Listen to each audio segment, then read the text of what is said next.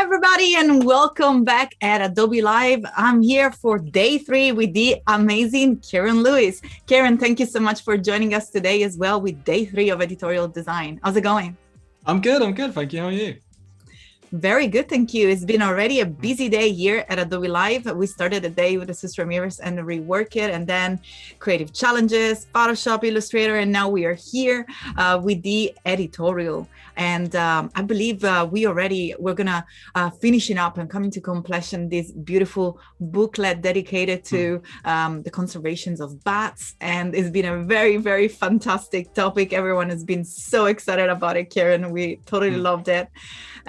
And I also wanted to say hi to the chat. I can see our amazing Paco in the chat, helping us out, getting live as usual, doing a fantastic job, supporting us. Also, Buruval in the chat, and Andres Oller. Fantastic to see you here. He was there this morning as well. And I can see Scowy, Stewart. Fantastic. We are here on Behance. So if you're watching on YouTube, make sure to tune in on behance.net/live and pop your comment in the chat. And of course, your questions, because Kieron is going to start working in just a second, and I'll be here monitoring the chat and passing all your questions to the amazing Kieron. So Kieron, why don't you talk us a little bit about what we've done in these past 2 days and what we're going to be doing today? Sure. So the past 2 days, I mean, it's gone so quick, right? These past 2 days.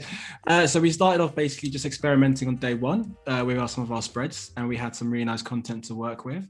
And then stage 2, day 2, I should say, was basically just trying to get a bit more of a solid foundation, getting that content to paper. Again, there's a bit of experimentation with the layout, the typography. But now we're in that stage, now the final stage of really starting to, get the, cogs turning and really start to have a solid foundation of everything we're working with. So it all kind of ties in together quite nicely. Fantastic. So are we going to start into InDesign, or why don't we just do a little recap and we look like at the covers? Also, sure. Buruval yesterday has done an amazing poll, and I think we have the winner from yesterday as well, which was the off-white cover. Buruval, that was an amazing move. Brilliant. Yeah, fantastic. If you can just talk us through the different work. Sure. So I guess it's been quite a nice nice selection of different covers we've had to work with. So we've got, I can sort of run through what we worked with. So we've got one which is quite a nice photographic approach. This was my favorite. I sort of put it out there, and we had some good comments on that, which was nice. Again, the branded colors which we've got a nice color palette to work from the client. So this is quite a nice sort of cream we're working with. And again, we've got some of the imagery kind of poking through the typeface. I think it was quite playful as well. And then again, exploring some of the colors from the color palette, but also using a more vector-based graphic for the type. So in a way, it feels a bit like a nice type lockup for the whole design. And then the very final one, which is like pow, straight in your face, is a nice sort of orangey effect overlay. And again, sort of experimenting with the type with the word backpack. So there's 4 nice variations to kind of choose from. Yeah. Fantastic. So we used InDesign, and you did the amazing type lock in Illustrator. Then we jump in Photoshop to do some photo retouching. And if you guys want to catch up with the work that Kieron has been carried on for these past 2 days, after the stream or whenever you want in your own time, you have the replay just sitting here on the behance.net/live page, just below the stream, the live stream. You will have the replay of day 1 and day 2, and you'll see the lovely portrait of Kieron, and you can recognize right away that those are part 1 and part 2 of the stream. And of course, this one will be available for replay as well. So where do you want to pick it up from today? What is the end game? Let's do this. So first things first, it'd be good to show, I guess, for those who maybe never saw it yesterday, some of the spreads that we had to work with. And what I've done is, which I'll go a bit more into detail, is basically sort of streamline exactly what we're working with and have more of a solid base. So I'll touch on just very briefly some of the design. So again, the contents page, I want to add some more love to this, and we'll go a bit more into this towards today and finalize it. And again, there's some nice content to work with, having a nice introduction page, something that kind of leads you in. So we did a few different variations of how that would sit, one with the type title, one without the type title, working in a sort of 2-column base grid as well. Kieron, if you don't mind, sorry to interrupt you, if you don't mind putting like full screen, we can appreciate them in their let's do beauty. And we can see all the little but's face as well. There we go. Yeah. The eyes looks right into you. Yeah, look into you. So it's great. So yeah, I'll start from the top. So we've got the introduction, which is quite a nice intro into it. And then the 2-column grid that we're working with here. So again, I still want to use the same image because it's quite a nice engaging shot straight away. And then we got a bit playful. We started to work on the clipping mask on InDesign. And again, did a bit of editing via Photoshop, just to sort of get that, solid shape of the bat. And I thought it'd be quite nice to play for again with the type. So you've got, I hope you can see, but the word R, it's just kind of creeping behind the bat. And then the bat's importance sort of sits just in front of it. So it feels like it's kind of like, some of it's behind, some of it's in front, and it's kind of like using, it's kind of hugging the animal, as it were. And then also again, with the text wrap here, you can see we've got the body copy, and then it kind of just flows just around the wing of the bat itself. So yeah, different variations. Again, same content, but just a different layout of how it could work. And then playing around with that with the colors as well. With the final version we work with today, we're going to definitely stick to the brand guideline. I think I went a bit off piece yesterday. I had too much fun, but we're going to really hone it back in and work with the color palette, which is basically the color palette, which you can see here. Again, it'll be quite nice to use a vector base rather than just all imagery, just try and mix it up. Still working in that sort of 2-column based as well. And again, just this is the final one, I think it was. So again, we looked at yesterday, just playing around with the design, getting a feel for it. So these pages that we've still got to do now is one we're working on today.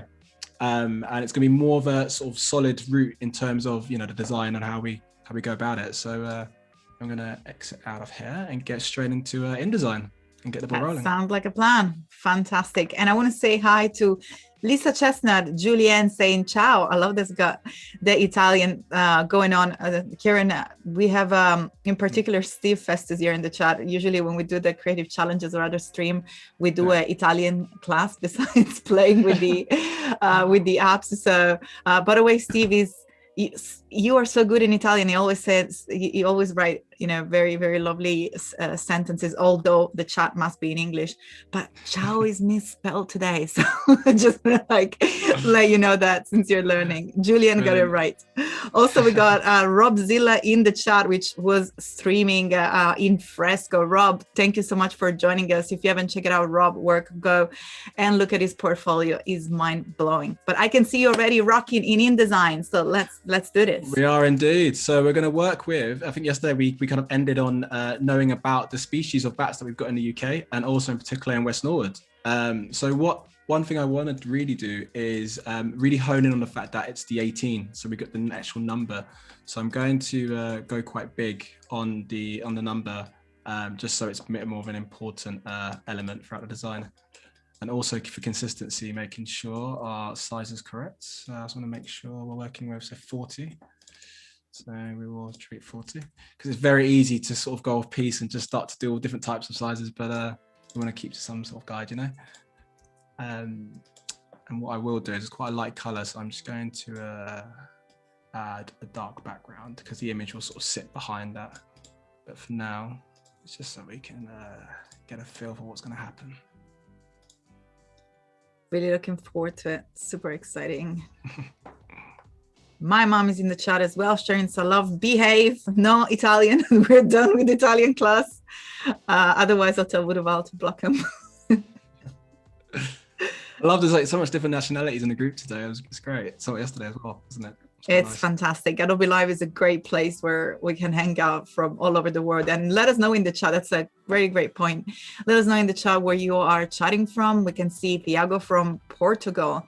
And then Andres I should remember. I know the C.V.S is from New Zealand, but let us know in the chat. Remind us. My memory is gone a long time ago. So let us know in the chat, where are you watching from? We're very excited to see where everybody's from. And Kieron, tell us more about where you're based. Yeah, sure. So I'm based in South London. That's where I'm originally from, actually. And so we actually moved from East. So we've done the switch from East to South just before Christmas. Moved into our new place. And yeah, South London is where we're at right now. It's all good. Chilly, very chilly. Like every so we got England. more UK. Stuart from Cambridge, and I'm in Manchester in the UK. So we got UK team going at the moment, and then Portugal. We also got Zambia with CMYK. Frosinone, Lazio, fantastic. More Italian. That's super cool.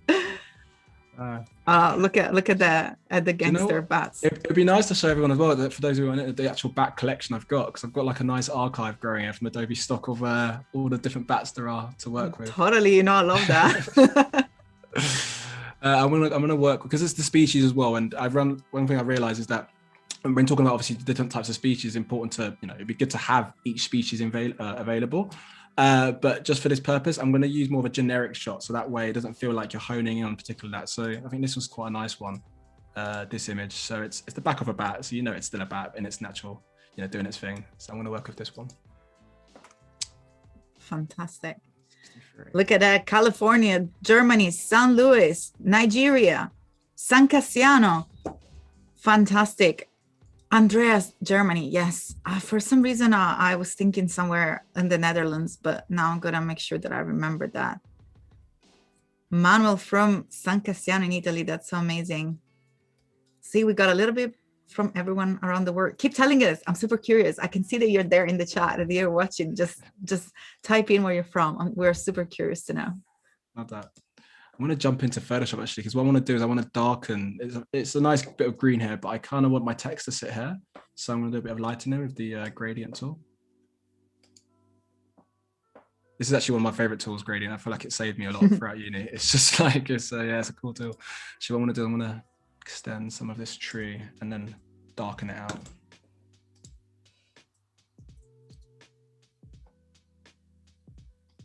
The beauty of a gradient tool as well is that because you're hiding what's behind it, you can be a little bit rough because the end thing's going to be quite totally. Yeah, I completely agree. I just think that as much as it's nice to detail the images and to be very precise, also is important to work smarter with your time. And if a section of an image is not relevant, there is no point for you to spend hours to refine it if it's not going to be seen. So definitely. Work smarter. Yeah, for sure. Stuart is appreciating you using the bleed on the page. Always, yeah. I'm going to crop that out actually for now. Might need to use that. What I'll do is I'll just save it as a PSD, so I can always revert back if I need to do some more stuff to that. Hasbi just joined in. Don't worry, you're not late. We're just getting started. So we're here with Kieron. We just did a little bit of recap of the work that we've done in these past 2 days. And Kieron is now working on further spreads of this amazing booklet for our lovely bat species and their conservation. And we are in this particular spread learning about the number of species. And Kieron was just jumping in Photoshop to make the photo to allow some more darkening. Yeah, some space. I cannot. My terms is just gone. But like some space in the background to place the text with enough contrast. Yeah, basically darken it out. I think it's a bit more. So that way your eyes are really more focused on the actual the bat image itself. Mm-hmm. Kind of curious to know what he's getting up to in that tree. He's sleeping. Sleeping here. Make sure that is. Or maybe he's hiding the food. Sorry for the bat voice that just comes. I know, I'm here for that. I'm good for it. It's funny. This morning I actually woke up. I woke up to a message from my mate who yesterday, Rita, I think she's in the chat, I'm sure, who had a few bat dreams. She said, and she literally had to text me because I just felt like, the idea of because I've been watching you doing bats for 2 days. Now I'm having dreams about bats. It's just, feel like I started a Yeah, craze. we're all gonna watch documentaries. This weekend on Netflix, just binge on Bat Netflix if you can, on Bat documentaries. Steve says, I find sometimes Photoshop can give you a great effect on a photo like that by using content-aware crop. I completely agree. I didn't want to overstep Kieron's background because we are here to learn his workflow. But Steve, totally agree with you. Content-aware crop does some very big magics. But that, of course, that's the beauty of the apps, and that's the beauty of what we witness here at Adobe Live. So many different beautiful workflow happening. We always learn. I love being here and watching, even when I'm not on Adobe Live. I keep watching it just because I learn different techniques. There's so many different tricks you can learn. It's just spend a whole day just getting on it. It's crazy. Would have say I'm leaving for Kladi's bad boy. Don't get me started, because otherwise I'm gonna talk like that all the time. And I do the same with cats, by the way. I just got like a animal voice. I think you did that. You did that on our chat, didn't you? I mean, you remember Frida and Oh my god, I wasn't aware of it. Everyone knows now. Live on the chat. It was great. Frida and Kylo made a little guest appearance on our chat. It was great. Oh yes, I was in two minds if to bring Kylo in here, but then I'm like, too many cables.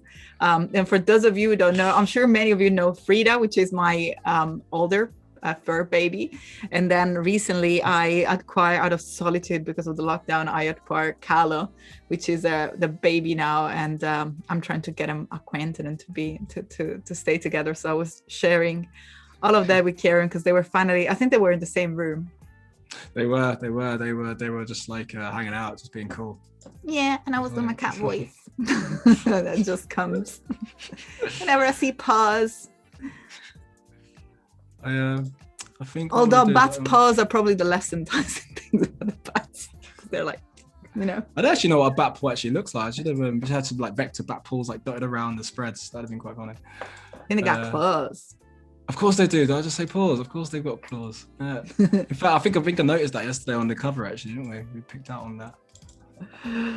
Wuruval just got on my little freakiness about Frida Kahlo, and my cat's called Frida and Kahlo. Yes, Wuruval, that's our Frida and Kahlo are my cats. And because now Kahlo, she's still too tiny to carry the responsibility of her name, I should just go by Kiki at the moment, because Kahlo is, a little bit too much for a 2-month-old.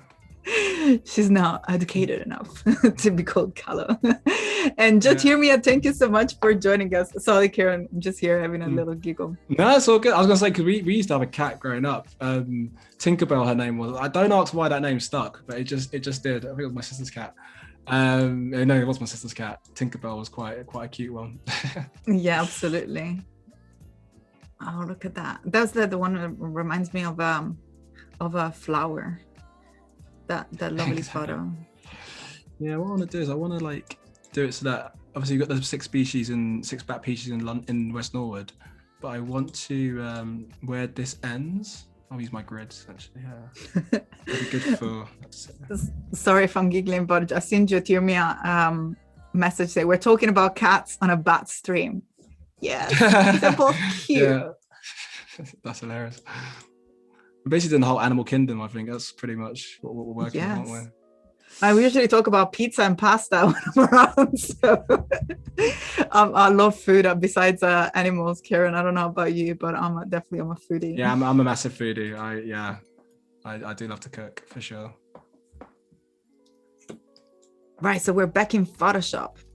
Yeah, I'm gonna start playing again, similar to the previous one. I wanna again add this sort of just start gradient, and I can just have my text sit on there as well. I think I'll just double it up. Beautiful. It really gets a beautiful effect on that photo. Yeah, it feels quite eerie, right? Because it's almost like a bit of a cave, which is quite nice. You can have quite fun with that. By the way, the word that I was looking for, that it was negative space. So I don't know, in my mind just went like white space, but it was negative space that I was looking for. Negative space, which is usually the space in an image that will allow you to have contrast if you have to have some area and some distance between the main subject and the background. So like basically what Kieron is doing right now. building space for the text. What I love about this as well is that there's not too much content. It's quite like, for me, how I like to design, I like when it's, you know, minimal in terms of content, and you can go quite big on imagery and, you know, bigger fonts and certain bits, just so you have more of a takeaway from the whole design itself. So for me, I'm sort of living the dream right now, just having fun with like type and layout. Yeah, that's always a luxury when you have the chance of having full bleed images and minimal text, because it could be just like a photography book and with information detailed about the bats. Exactly, yeah, no, totally. As well, obviously, to keep in mind as well for those who just tuning in, it's the booklet itself is to sort of educate people in the areas of West Norwood about the different species of bats there are. So that's why we wanted to go down this approach of, you know, quite, you know, full bleed imagery, quite, you know, an interesting design, just so there's more of a takeaway from the whole, you know, look and feel, rather than it being, you know, text heavy and boring facts. It's going to be quite, you know, a nice little piece that you can kind of read back to yourself. Totally. And I think you're doing a fantastic job. I mean, we're all here cutting out and the bats. So I think you're definitely, you know, definitely selling the love for the bats.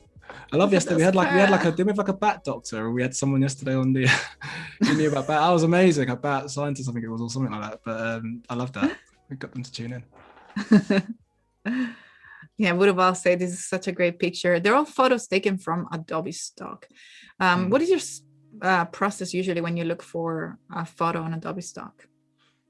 I mean, I feel like a sort of kid in a candy shop, if I'm honest. There's so much options, but I try to have a nice range. I mean, I can show you what I'm working with the images here. You know, it's a mixture of, obviously we've got the actual photography here, but I've also got some graphics as well. So when I was designing, I wanted to have a nice mixture of, you know, different imageries to work with. But also, I love these kind of shots where you got them just white backgrounds, because it allows you to kind of cut them out and you can have a bit more playfulness on it. So when I was looking for bat images, I wanted to just have a variety of different ones, and obviously ones with graphics as well, like this. So it's a bit more, you know, solid elements to it, just to mix it up, which worked out. Super cool. Again, I usually download so many and then I just license them just at the end, because otherwise yeah, I like to download a lot of samples and just use the placeholder with the watermark, and then just when I at the end decided that that's it, I just license it then. Yeah, I mean, there's so many different you know, sites for imagery, but yeah, no, Adobe's got some really good shots on there. Yeah, and the beauty is that you can access this directly in the apps as well. So through the libraries panel, you can access Adobe Stock in pretty much all the entire Creative Cloud apps. So that's also a great time saver. So you can keep working, keep focusing. You don't even have to go inside your browser. You can just stay in your app and look for photos. And Budoval is putting the browser there, the link for stock.adobe.com. if you haven't experienced yet. It's super cool with so many filters. Now it's getting, I don't know if you've seen all the new filters that are putting on there, Kieron, but it's getting super crazy how much you can narrow down your research and really refine it. Awesome. That's pretty cool to know. So what's happening here? Tell us. Yeah, so I was completely in the zone there, locked in. So I obviously, the text is sitting here, which is why it's obviously the darker elements of it, and then here is where obviously the page number is. So I wanted just to darken that area, so that, again, legibility is, you know, is key. So just making sure, you know, we've got a bit of a darker area here, just so the text can sit, just so the page number can sit. But you don't need that much element. It's just a small darker area. So I saved that, and that should hopefully pull through. Budoval is asking if we can show accessing stock in-app for anyone who hasn't ever seen its magical work. Okay. So the Bat Highway, I guess we haven't showed many people this, but this is like the actual graphic of the actual Illustrator file, it's PNG file, I should say, but it was originally made an Illustrator file of the highway. This highway allows it for bats to kind of thrive in the area of West Norwood, so that you can put things in place from, different lightings and different elements for in your garden, which allows it for bats to kind of thrive. So I will show you the bat highway, which is this. That's so cool. You can see little bats and little bat icons and things going on. So I'm going to get that in here.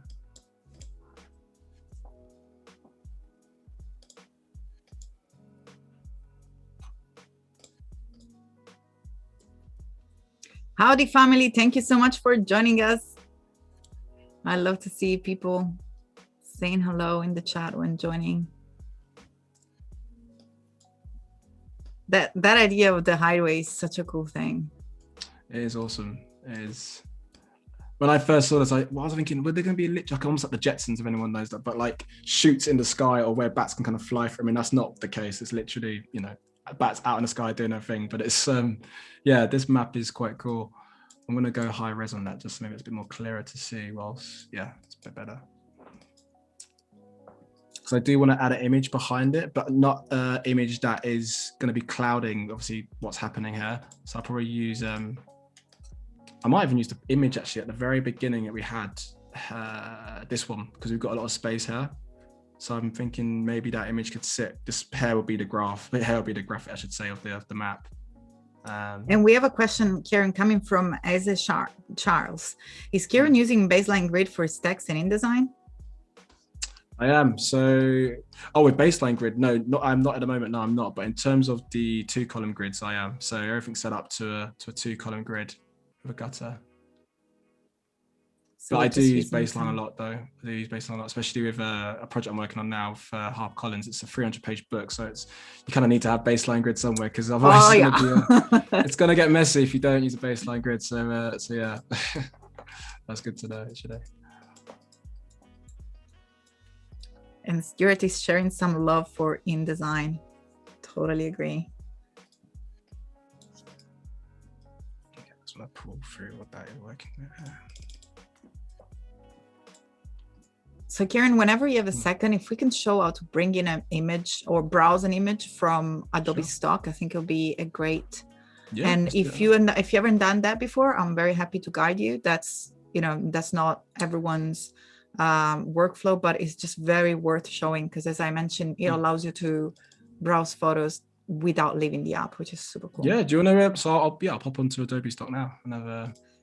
You don't need to. You need to stay in InDesign. That's the beauty of it. Oh, I didn't know that. No, please educate me. I didn't know. That's totally fine. I'm happy to share. Someone was asking in the chat, so I'm very, very happy to show. It's super easy. So all you do is go to your window and then libraries. And by the way, you can do that in InDesign, in Photoshop, and you don't need to leave your work. You can keep working. Just nice. Windows, CC libraries, and then when you open your libraries, all you have to do is to, if you see there is the search bar and there is a drop-down menu there where you can refine your search. Make sure that you select Adobe Stock, and then you can use any keyword and then search. Okay. So, bat or whatever, and then the images are there. And you have, as you can see, those are all the images with the blue tick are the one that Kieron has already licensed. Otherwise, you have the opportunity of just click on the plus icon. So if you hover any images, look at that cute bat with the wing spread. Yeah. If you added the plus icon, the image will be automatically added into your library. You can just simply drag it into your document or access it. If, for example, now you jump into Photoshop, the image is still going to be there, and you can access it throughout the apps.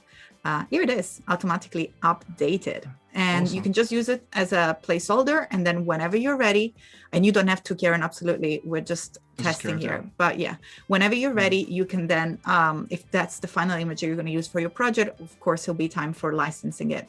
But otherwise, you can just maybe use it if you want to create, for example, a mood board or just convey a particular, direction to a photographer. That's also a great way to browse photography. As you can see, we just stayed within the workspace of the app. We didn't leave the app. We can keep, searching an image, dropping an image, and keep going with the design. So that is awesome, actually. I don't know, yeah, I would have done it the old fashion route and gone via the website, and then that's so much longer, but it's so much intuitive, isn't it? Just doing it via the absolutely. And thank you so much for testing it with us. That's fun. I mean, I'll probably do that tomorrow and like other projects and just start having fun and start buying stuff on Adobe Creative. It'd be fun.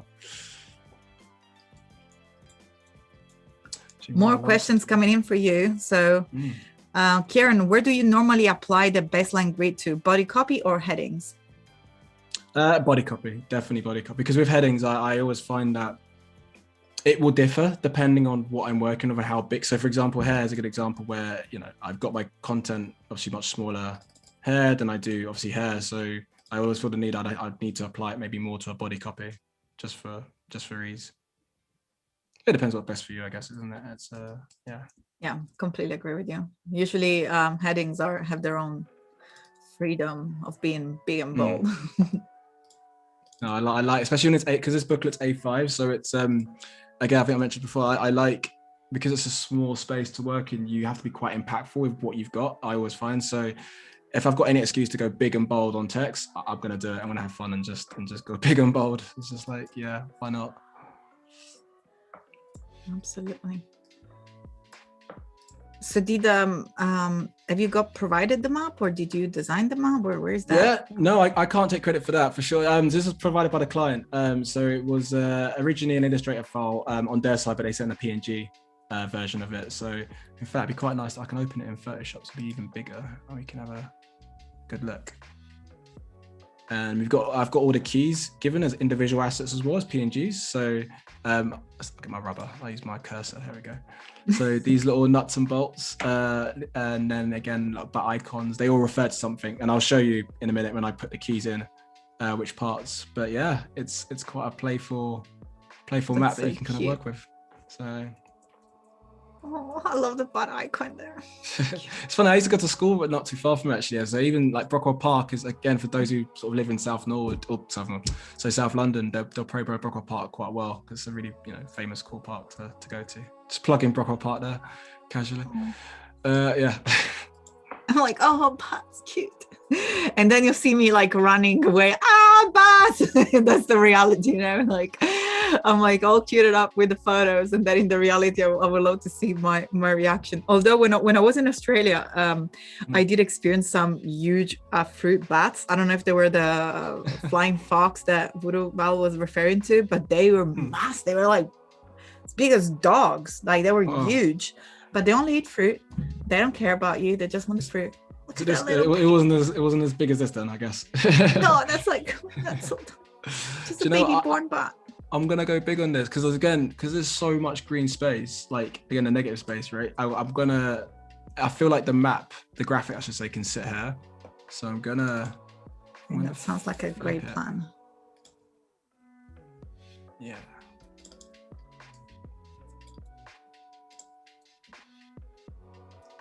And also everybody loves a little cute baby bat.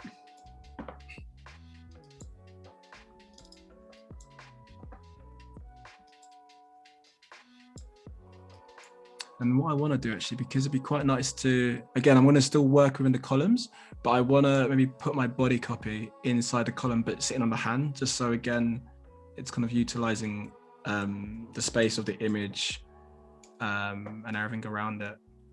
So I'll just put it there roughly and see how it will work. So Val is passing a question from a viewer on YouTube that cannot access Behance, and so I'm going to pass the question to you, Kieron. I use CMYK colors to design t-shirt design, but before exported PNG, I convert to sRGB colors. I'm not sure. Can you? I'm not sure if there's a question. Yeah, so that's a statement. Because I work in an online store with clients, and they upload their design to Printify, Redbubble, and those sites request our sRGB format. Is it okay? So I don't know if you ever dealt with this particular scenario. No, but I'm curious to know what the answer is to that, though. I'm not sure.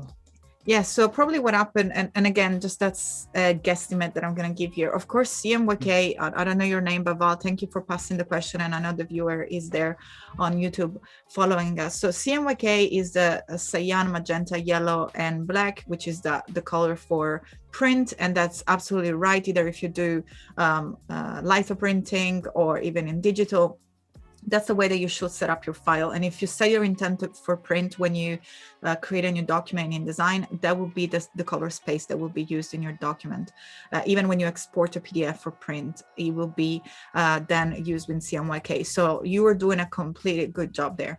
What I believe happens with those apps is that the will probably convert the colors. I'm not entirely sure, because we were talking about that with Kieron the other day. The color does appear very different on screen.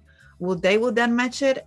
I'm not entirely sure. I don't want to tell you more than that, rather than you do a great job using CMYK. If certain websites or certain online services require certain specification, that's most likely because of their machine and their output. So they're basically asking you to attend to their specifications. But in general, overall, whenever you produce something that you send for a printer, CMYK is the right mode to work with. Yeah, I think we learned that in the first session, where the colors looked a little bit weird, and then yeah, it's like my brain told me just by default, because I was working to a print, everything should be CMYK. But for just because of sort of we're online, and just to give you guys obviously the best experience, we've exported everything, and we're working with RGB at the moment, just so the colors reflect how it will look once it's printed. And Vudaval is also giving us a little bit more information and insight on the question from Dushan. So probably is wondering if there is any issues with converting from CMYK to RGB. Definitely, that's exactly what we were talking about with Kieron. Kieron, do you want to take the question, or you? Because I'm here blabbing around because I love print, but I'm happy for you to take the question. No, I guess. So can you repeat it just one last time again, please? If there is any issue converting from CMYK to RGB. I get, well, in terms of my own experience, I think it's pretty straightforward. The only one thing I'd bear in mind is just, I mean, with the brand guidelines that I've got to work with, it does look quite duller, obviously quite dull when it's on screen when a CMYK, just because obviously it's getting ready for export for print. So I'd always just keep that in mind.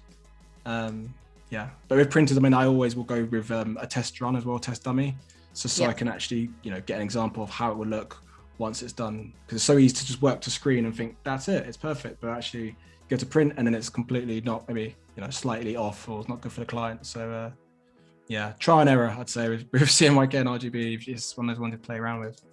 So I used to work for a printer as my very first job as a designer, and we had these matching colors. So using the code, so whenever you double click on the color, you get the RGB values, and the CMYK's values is not necessarily the same as matching the colors, especially when you're working in print and you have to take in consideration the materials. So I think you mentioned screen printing. Screen printing is opaque, so the colors are layered on top of each other and there is no transparency.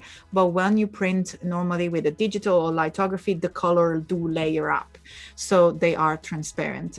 So you need to take in consideration what sort of printing method are you using, and also which materials. You find glossy paper that is usually coated, that makes your color pop up, and they'll be great for photography.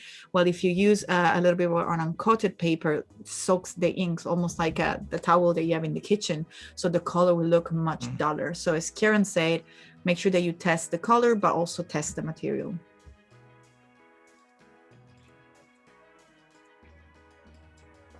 And Dushan is very happy about it that we replied.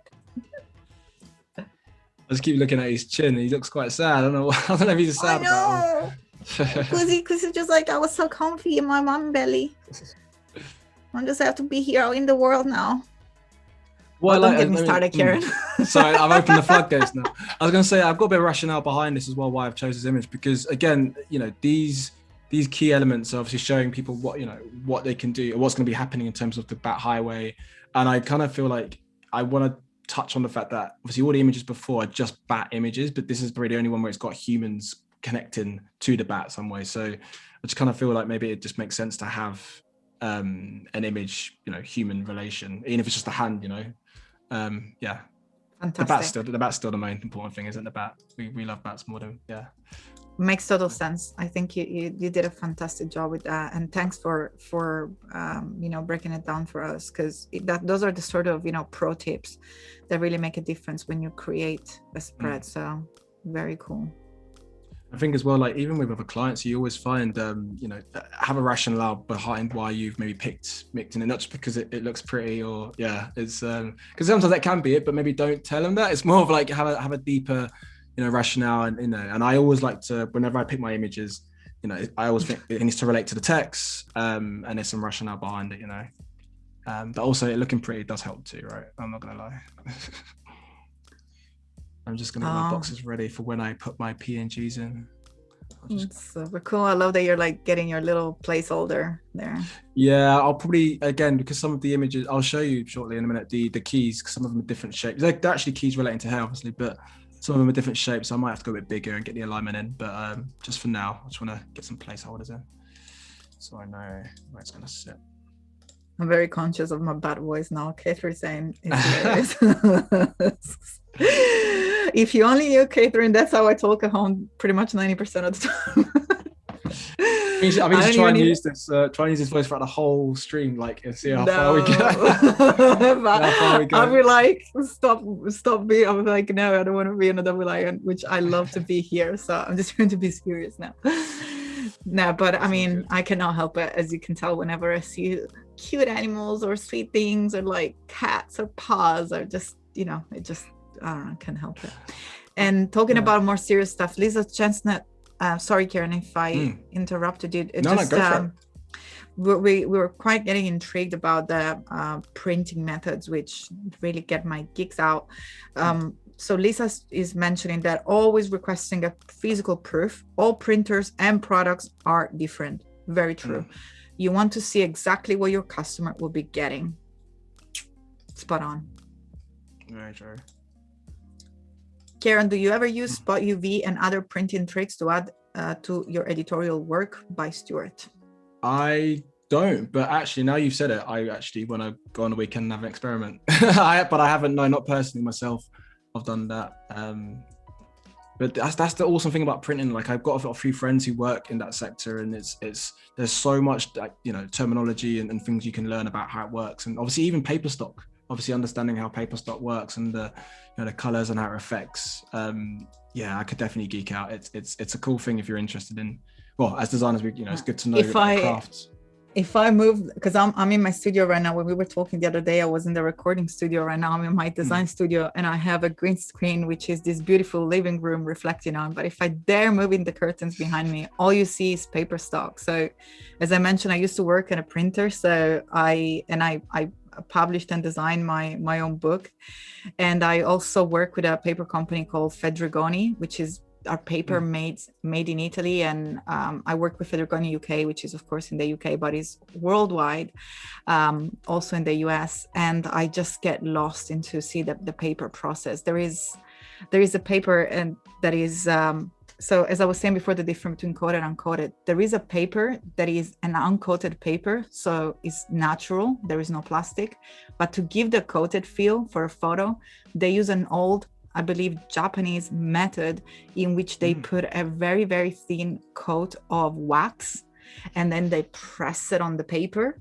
So it gives you that coated feeling, so that the colors pop out more, but it's still an uncoated stock, which is... That's cool. That's what my life is about. Start feeling paper and know it's made. Mark knows Fedrigoni. Yes, one of the best. I completely agree.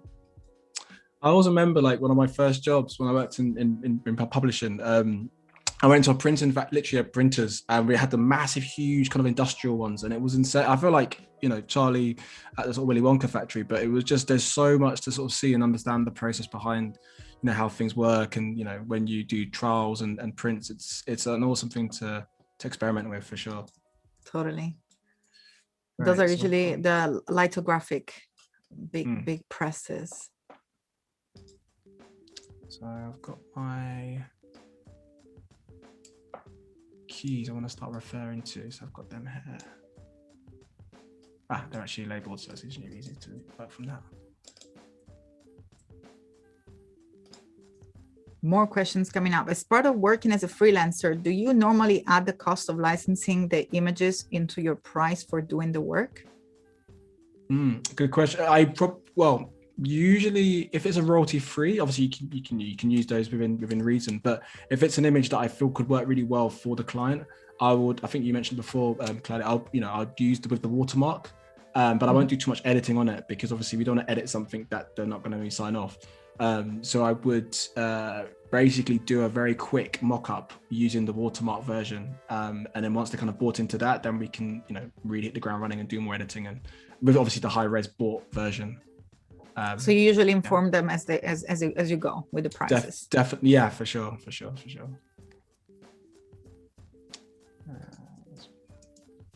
And if anyone is curious about how to set up Spot UV and other finishing, I will be releasing a video with Creative Pro on YouTube just about how to create the file in InDesign, because sorry, I'm a geek about print.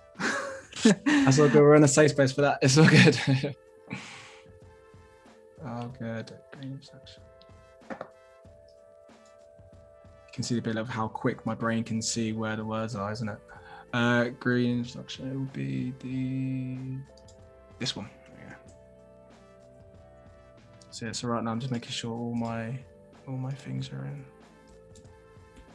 I find it super cool that you already organized yourself with having the sort of frames that are already working as a placeholder for you, and then all you have to do is just find the right thing to place inside. Exactly, and obviously to line them up, because one thing is, and it's actually, I've been quite fortunate because you've got the two lines of copies which kind of sit identical, and then the singles, but because obviously you've got a mixture of two liners and one liners, the spacing is not always going to be 100%. As long as the key is sort of center aligned to the graphic, that's kind of my rationale. So I think we're good for it. But for now, I'll just get them in there and see what we're working with. So that's common.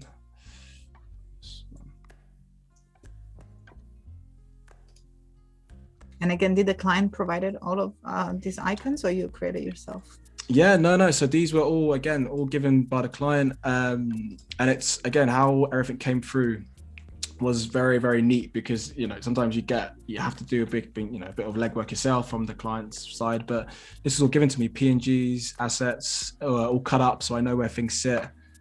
Basically a real ideal client. So yeah, makes your life a lot more easier from a designer's perspective when you get to put it in. Very nice and organized clients. And Val is reminding us that in 45 minutes we'll have the artist spotlight. Yes, we're going to be showcasing someone portfolio on Behance and just getting to admire their hard work. Really looking forward to it. What I want to do as well, once I get all these in, I'm going to maybe just for the text, the image and the graphic doesn't kind of clash. So I'll just maybe add a bit of a white vignette just behind it. Sabrina B is saying, I would love to visit an in-house printing publication place one day. I have an online print store and I had to trial 3-4 different places until I was finally happy with the colors of my artwork. Sabrina, I don't know where you're based, but here in Manchester and around in the UK, and I don't know if it's just me being slightly annoying, which it could be, but I just pick up my phone and I'll be like, hey, I'm a designer, can I come and visit your warehouse? And they're usually very, very welcoming, because they are eager to build a relationship with you, and they work very hard to produce their products. So I'm sure that you just gotta ring up and just communicate your desire to visit them. They usually are very open to do so, and you will learn a ton. Just a quick tip, make sure that you ask if they have the finishing machinery in-house, because they will provide you to have an extended view of the entire production, because majority of printers outsource finishing. So definitely just pick up the phone, and of course, whenever we are able to go out and visit places again, which hopefully will be soon. I miss those days. I think everyone does, right? Yes.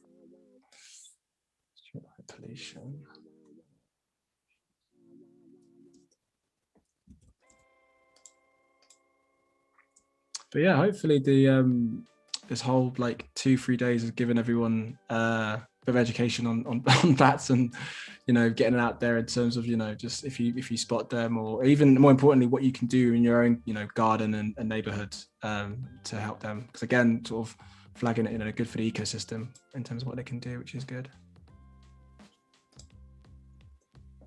Totally, you're making us fall in love with bats.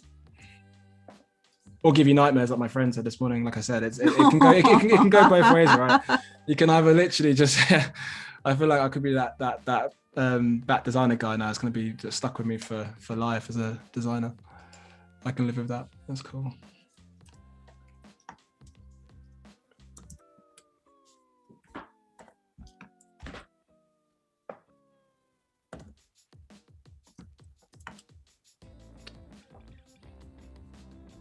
So I was just messaging back Sabrina, but I guess I'll just say here that she's based in the UK. So, and she's particularly looking for G-Clap prints, which is usually a reproduction for artworks with a very specific photography method. So, yeah, definitely drop me a message. I'll be able to pass you some nice, at least a couple of printers that I've been working with, depending where you're based, of course. But it's worth the trip usually.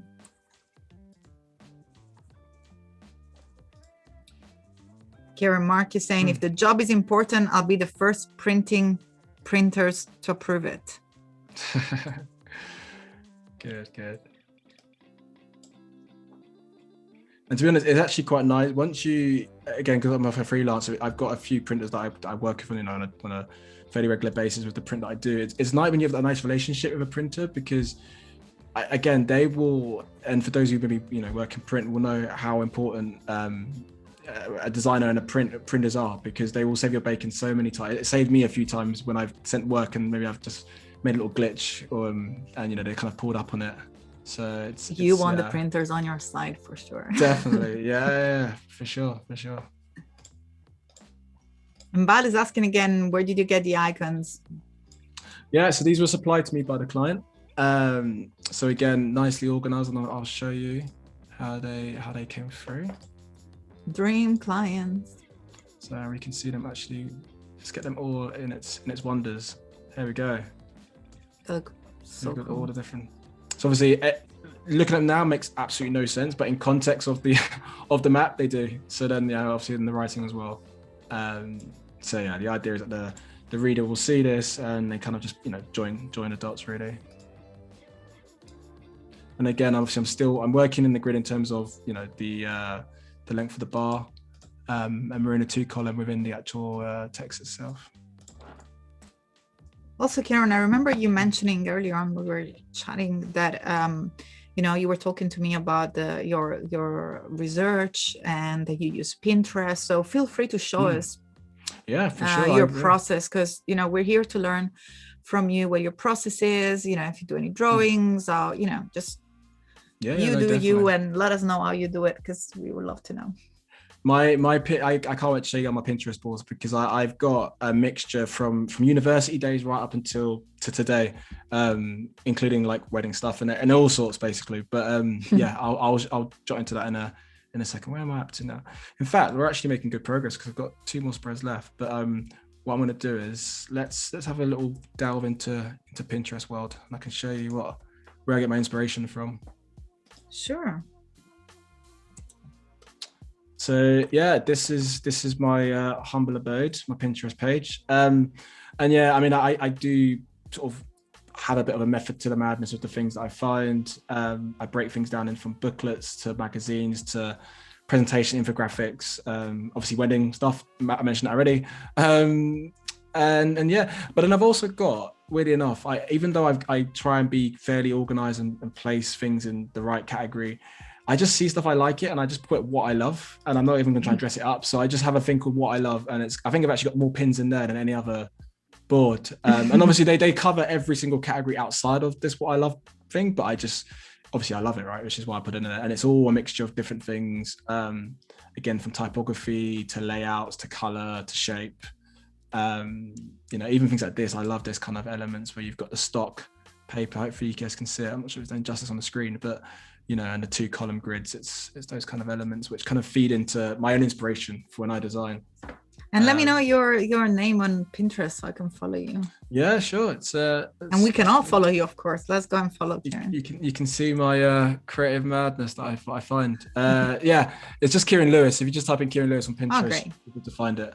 and then go through it. And actually, one thing I do want to show, because I actually started a board called Self-Directed, and this is because I do a lot of self-directed projects. When I was doing my full time, I decided to make a board for it just because I wanted to have a bit of fun. But then yesterday, hopefully for some of you who were here yesterday, I touched on 3D printing. And this is actually one of the models I mentioned yesterday. It might have made no sense from yesterday, but now you can see it. So I made these from 3D print in my final year at uni, and I just put it in there because it was just fun. So again, like this is all my self-directed. So cool. And then yeah, pinhole camera out of a guitar. That was like a team-based project. I feel like if anyone from Winchester School of Art is her first year, we did this, and it was an awesome project. Basically, you have to make a pinhole camera out of anything you could find, and I used my old guitar in my shed, and I made a pinhole camera out of it. I was so off piece there, but yeah. But in terms of editorial, which is obviously why we're here, the editorial spreads I'll show you again, just so you know that kind of fed into with the back project. I'm gonna go into, where would it be? It'll be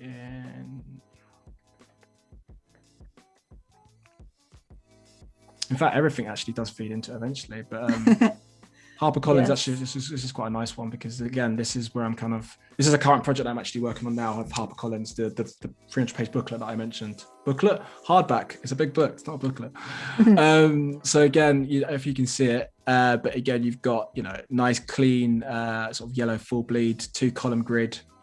And I'll go through a bit more as well. Again, this is my drop cap. I mentioned in the first session, I love using drop caps, and this is exactly probably the reason why, just because it has that sort of nice clean feel to it, a bit of an elegant approach as well, and so beautiful. Playful.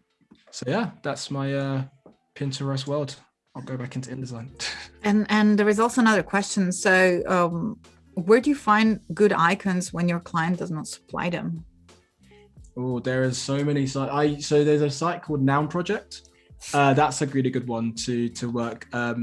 Again, you got to make sure you're crediting the designer for whoever's created it from, so in the right context. But all that terms and conditions are on the Noun Project, so you can make sure you read up on that before you download. But also in terms of if the icons are not supplied by the client, it's one of those ones where if I've got within timing, I'll create the icons myself in Illustrator.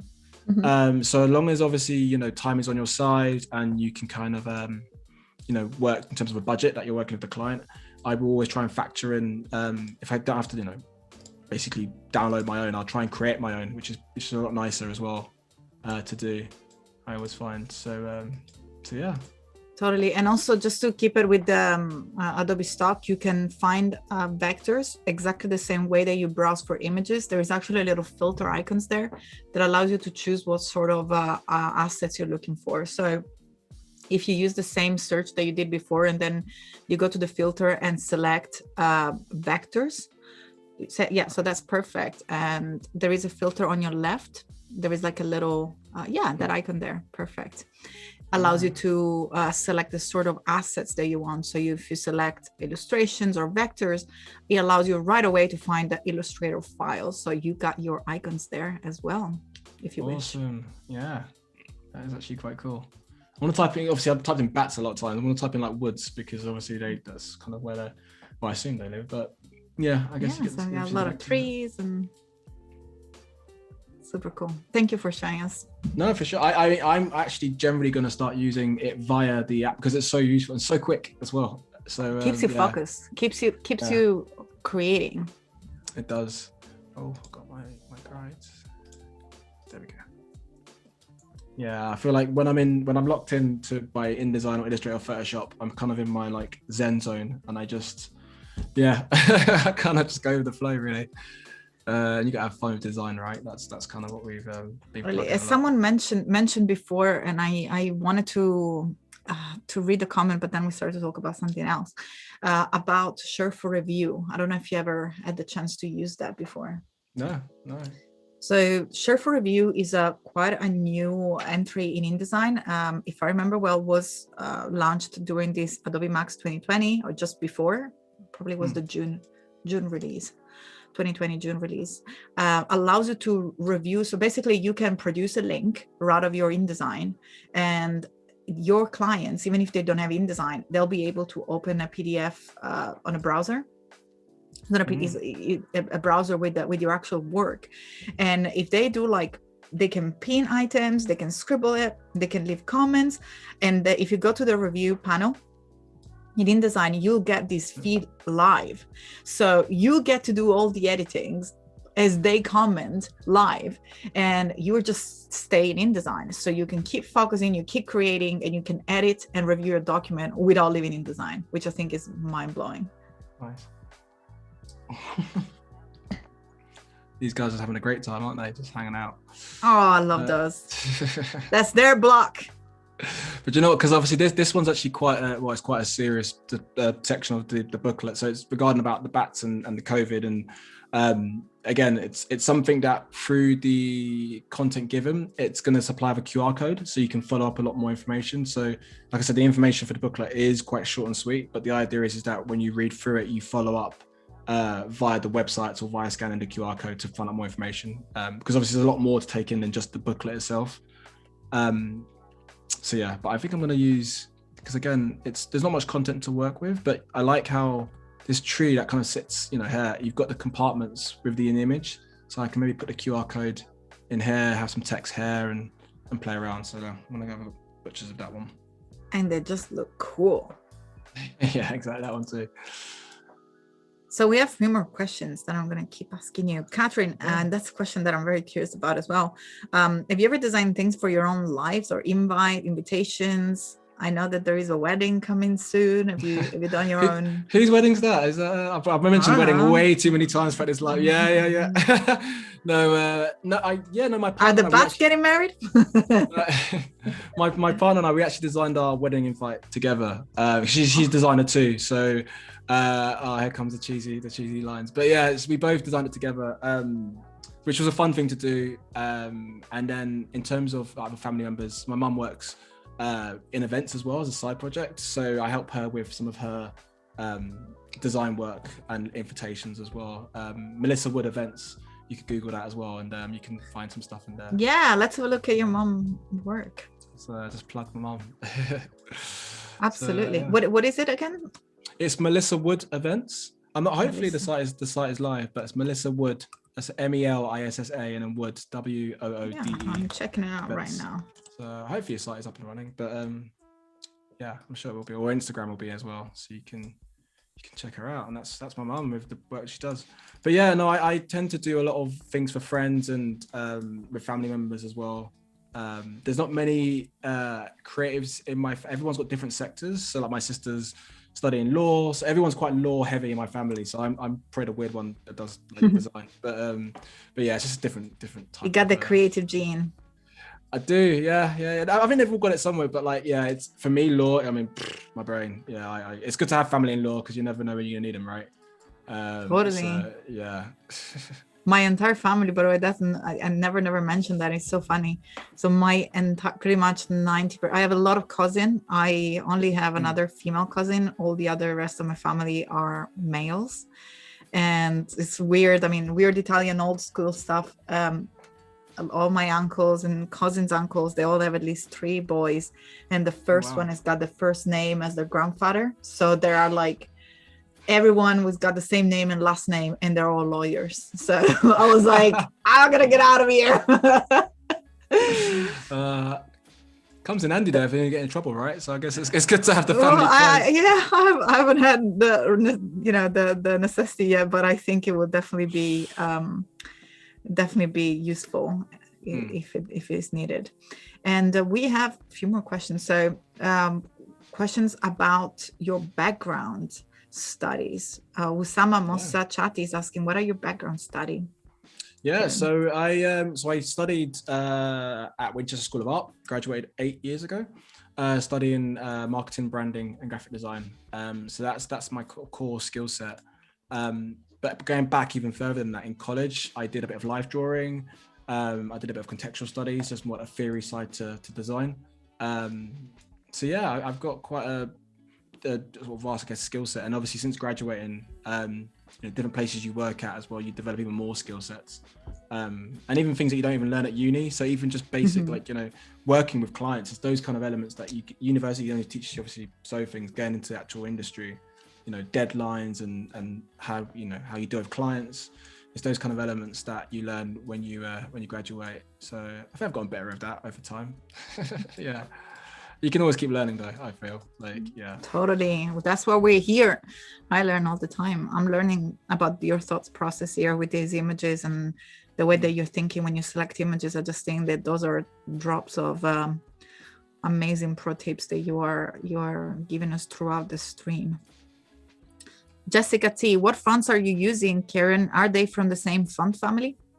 They are. It's weird because you'd feel like they're different. Exactly. So it's Scandia is the font. So what I've done is this is in bold, and you've got Scandia and regular, but they're quite nice because even when you start to scale them up, go small, big, they kind of feel like they're slightly different variants. But yeah, it's the same family.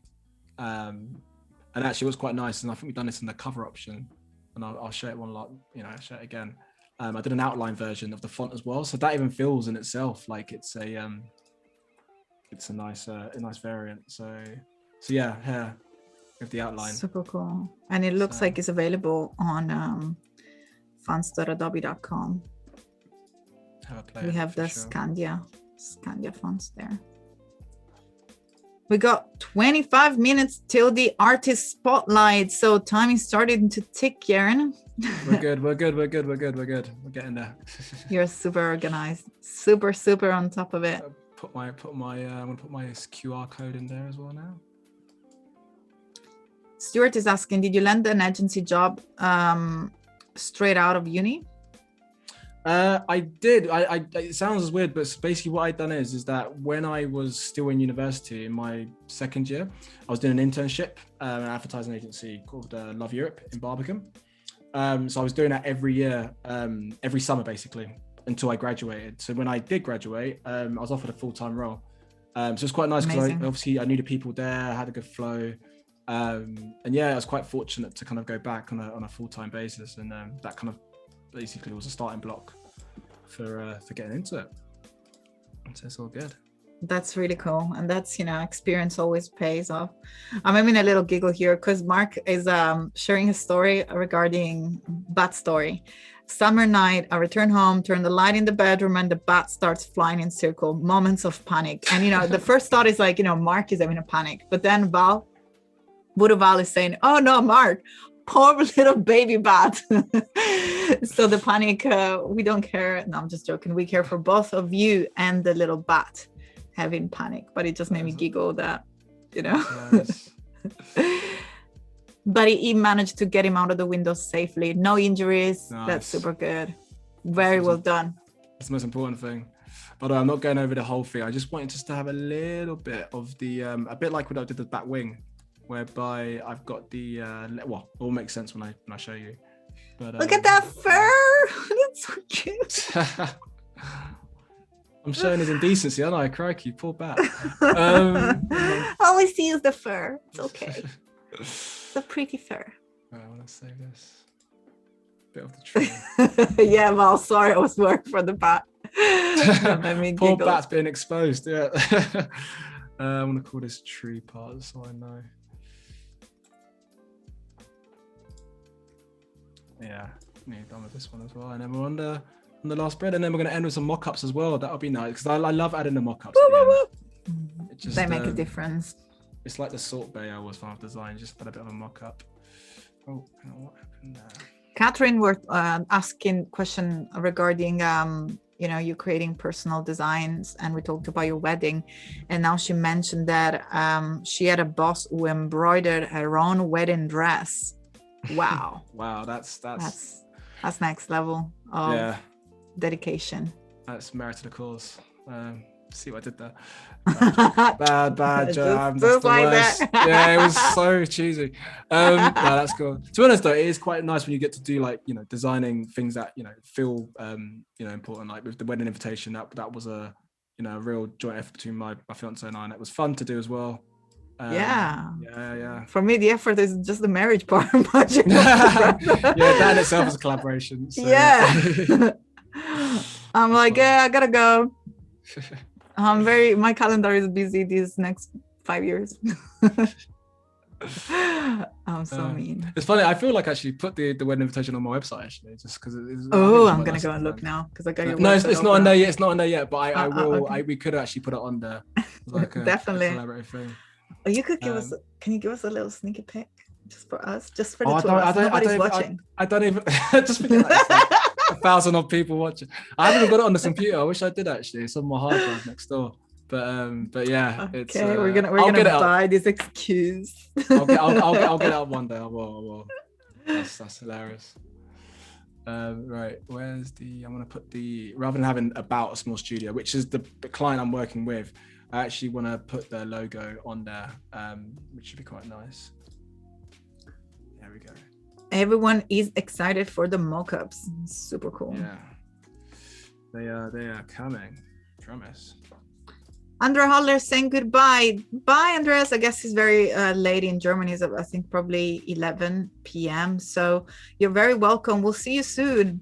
Yeah, and by the way, just for, because I know that Andreas usually joins the challenges from the 1st of March, I'm going to be back online every day for 2 weeks with the creative challenges here on Adobe Live. So Andreas and everyone, I really hope to see you there. Bye-bye for now. We're staying here though. We're staying here. We've got the mock-ups to still come. That's why I'm here. Yeah. I think that's why everyone's there as well, hopefully, right? But yeah, yes. This is just a bit of context. So this is a small studio, and this is actually one of the leading shots. Definitely worth having a Google. And they were shortlisted for the Zine as well, the Zine Award. So yeah, it's these guys have been great to work with. And if you're into architecture, planning, landscape, urban design, definitely worth checking them out. I highly recommend it. That's so beautiful and such a beautiful photo. Yeah, I think this is I want to get this right, and if the guys are on here, tell me in the chat if I'm wrong. I feel like this is taken in Nairobi. It's one of the projects that they did. I hope that the location was correct. It's definitely not West Norwood, that's for sure, this area, you can tell. But yeah, I feel like it's in Nairobi. Cool. All right, so I feel like we're in a good place now to actually get I love this brand. It's super nice. And it looks like I lost a story from Steve Festus regarding a fruit bat. Oh, because of course he's in New Zealand. So the one that I looked in Australia is post like a link with a photo. And yeah, those are not as cute as the one that Kieron is showing us. It looks like a flying dog with red eyes. But yeah, we love it anyway. And I mean, I think that when they're so big, you can literally see their arms and their legs sticking out of the wings. They're like, are you like a human thing, dog, cat, rat? A flying dog with red eyes. That's still stuck in my head. That's insane. Well, the photo is there. I'll share with you. Yeah, but they're harmless. They're harmless, and they're just looking for fruit, and they're just like, move out of my way. I'm just looking for a nice apple. Exactly. And all we have to think of these beautiful baby bat photos just to keep in our hearts, even when we see the big one that looks scary. Exactly.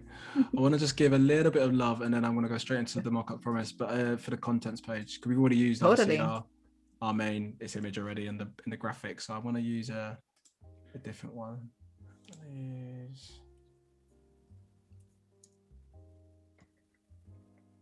So many options. That's a nice one. I think the contents page can sit on that negative space. So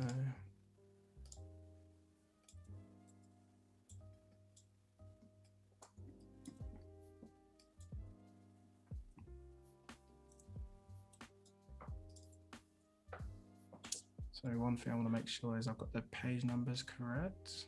So I've got them actually written down here so I can have a look at that. Someone is super organized. Gotta be when you're doing an online live tutorial booklet.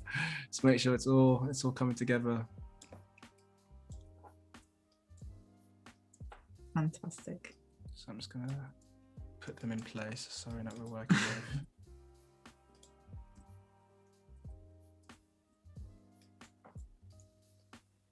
Just pop it in there for now, and I'll darken that out. Everyone is loving Steve photo of the bat. It's actually took a photo himself of the bat that he's seen. So we got a real life nice bat catch photo. Just he didn't catch him. He just sent a photo before he flew away. Yes, Australia is a lot of fun with weird animals and things. Have you ever been? Have you ever visited Australia? No, I haven't actually. I'd love to go to Australia, but then I've heard, yeah, I mean, there's a lot of animals out there. I'm good with animals, but creepy crawlies.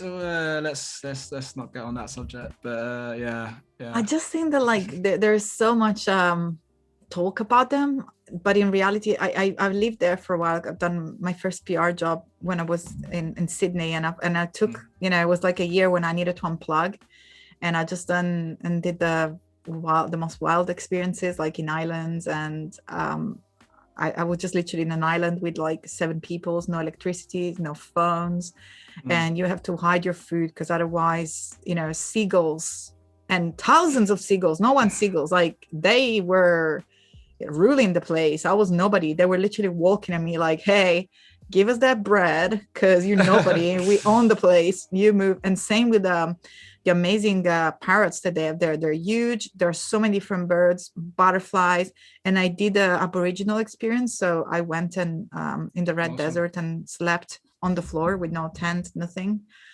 And they didn't come, like it was mainly the birds coming around you because of the food. But otherwise, the animals, they just enjoy their space, So unless you go and bother them, I didn't see any crazy thing. I get that. I mean, maybe all those Stevie Irwin like things I used to watch. Maybe that's just like yeah. It's not all like that. But no, Australia seems like an awesome place to visit. Actually, love to. I totally recommend it. I think it really gave me a dimension of how small we are. One of the craziest things of being so far away from civilization. And by the way, since we're talking about nature, I want to give a big shout out to Paco. There is here with us, helping us making this amazing Adobe Live happening behind the scene. He's an amazing photographer. He does, I'm so a big fan of his photography in the natures. He goes, I don't know exactly the places where he goes, but I know that he's in California, and he takes so many amazing photography of the natures there. So go and check his Instagram out because it's super amazing. But that relates to the experience in Australia, Kieron. When I was there, I was so far from civilization that you couldn't see like lights for days. It took 3 days to go to the island. Wow. And you see basically what we see now is like all blue or black sky and then few dots of stars. In reality, it's the opposite. It's all stars, and whatever we see of stars is actually the sky. So you feel crushed on the land, and you feel so tiny compared to the vastity of it. So it's just, nature is, Man, it just gives you a little bit of a dimension. But yeah, sorry about that. Like travel makes me want to go on a plane now and go. So no one can go anywhere. But it's just like, we can dream. We can dream. I actually want to go to Canada. It's weird because my partner's like, why do you want it's chilly, it's cold. But I really want to travel to Canada. And other places as well. If you haven't been, Jamaica, Kladi, go to. That's where a lot of my family are from. Like if you have been to Jamaica, you should definitely go to JA. It's awesome. Amazing. Okay. Got a bit of methods to madness. And we got Paco in the chat. Yeah, Paco, let us know where you take your amazing photos because I am a fan. Sorry, I just needed to. There we go. And we have your Instagram as well. Go and check him out. His photos and motion. I don't even know. He's of course he's a pro with cameras and videos, and he runs the entire show here. So, I say most photographies are in the Sierra Nevada of California. It's so gorgeous. That's one place I want to go to so badly. California, that'd be awesome. What about Jamaica? We got Sabrina family from Jamaica too. Yeah, amazing. Yeah, I've been in Jamaica a few times. It's a beautiful place. I spotted some question regarding the content. Let me see. So Ed is asking, why are you making the table of contents manually? Good question. Because I think I just wanted to have a bit more direction of where I wanted things to sit. I mean, I wasn't too sure where I wanted this to kind of go, but I like the idea of it being. It's still within a grid. Obviously, I'm still working in the sort of 2 columns, so there is a bit of method to the madness. But yeah, I think there's multiple ways you could do it, and I think this is for me. This is the best way that's doing its thing at the moment. And we got like 10 minutes. So if you want to jump at some point at the mockups, I just wanted to make you conscious of the time. Let's do that. Let's do that. This actually does feel like this is obviously a real life client brief, but even more so the timing. Like this is for anyone, obviously everyone's tuning in right now. My concentration face. I don't know what faces I'm pulling today, but yeah, it's very much like this is me on a daily basis. In terms of like deadline.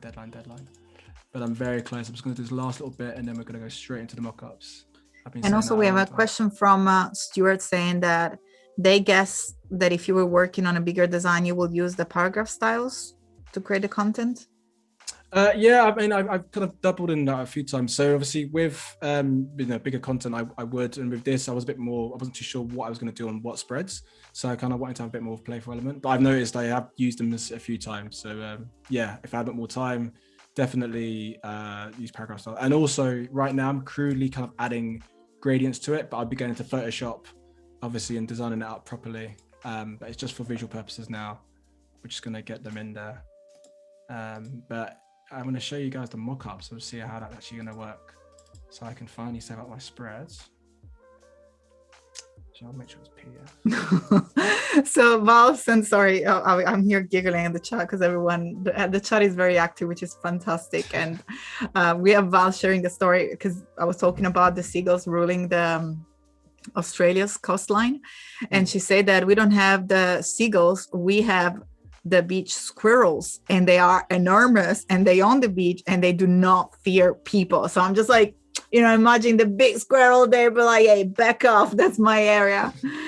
Love nature. Yes, Val. That's funny. Love the stories. Right, let's export JPEG. So with the mockups, I get different versions, but I usually export my visuals as JPEGs, so that I've got single JPEGs and I can just place them on top. So I'll show you what I mean by that.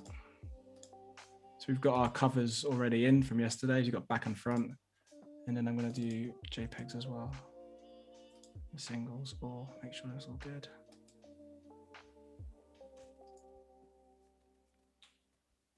Waiting for the color wheel. Jessica is saying on Kieron's portfolio, it says that it works as a freelance creative director for Leville. Does that mean that it works for them when he wants to? How does that work? He's like, yeah. So basically, I freelance. So I obviously freelance professionally as a graphic designer, but I also do work for almost contracted by other clients as well. So Leville is an agency that I work alongside of other team, and then I also do a self-directed project with a partner of mine, Olga NK. So I kind of dabble in a lot of things. Yeah, I don't just do one thing. Because I like to have fun with the types of work I work with. Don't keep since we're keeping it like in nature and animals, don't keep your eggs in one basket, they say. Definitely. Very, very good example of diversifying your clients' work. And Leville, it's definitely worth, we're in the process of updating our website, but you can check Leville out on Instagram and there's a lot of things on there, content happening. So yeah, Leville, Leville, should say. They're definitely worth checking them out because a lot of the stuff we do is basically shine a light to help people who want to get into the media business, whether it's television or music. So yeah, we help young people with that. That's super cool. That's a great mission. And we're keeping on with the fun story, Kieron. Sorry. Oh my God. Steve Festus was sharing the story again regarding the bats. So apparently was out at a pub, he came back and there were these huge fruit bats. And as soon as they came back home, the bats were just like, hey, we're out of here.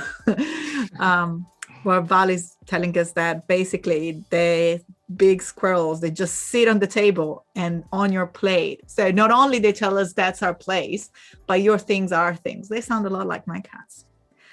So my cats put their cute little bottoms on myself, on my feet and on my things, and they just kind of like say, hey, if I sit on it, that's mine. If I put my paws on it, that's mine. And that's sort of how they declare ownership. Correct. Yeah, I like that. Cats. If anyone's ever seen that film Cats versus Dogs, I don't know why it just came from my head, that's so random, but like, yeah, if cats had thumbs, they could probably take over the world, right? I feel like they're cool creatures. I'm a dog person though, I do love dogs. Oh my gosh, I'm making a mess with the water here. I couldn't even drink water. I'm giggling so bad. I don't even have a napkin. I'm gonna, so I'm doing, obviously I'm getting my mock-ups in, and then what'll be quite nice at the end, I can kind of show you all of the different variations actually mocked up. So I'm just plopping them in as we go. But for me, Please this is something cool, so you part. take me out of my embarrassment with water. I've saved you the mock-ups. I've hopefully saved you. The mock-ups are doing their job. Thank you. No problems.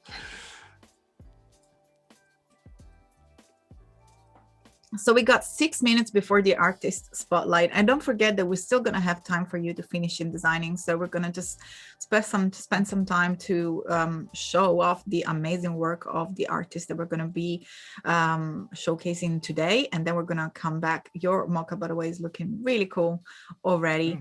But we do have a question which I think will be very useful.